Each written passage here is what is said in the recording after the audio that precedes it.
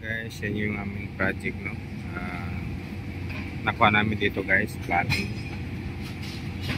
works pa, tapos yan.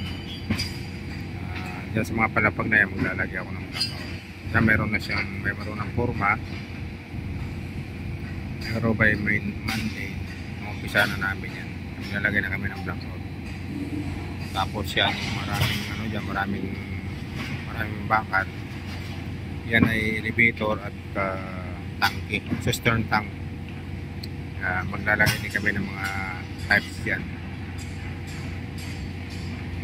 Tapos dyan sa paikot guys, nalagay kami dyan ng perforated yan sa gilid na yan.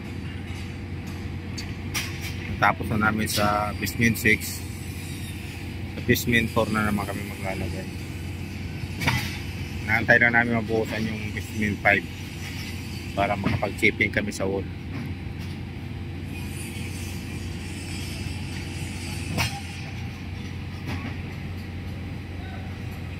Sa ngayon guys, ito, magkakabay pa lang kami kung magkakaroon na ng makumpleto na yung forma dyan sa yung malapit na sa may tower crane.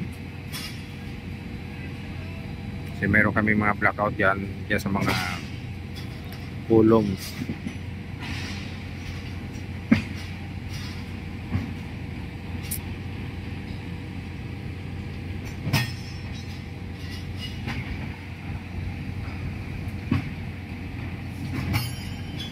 Update ko na lang kayo guys kapag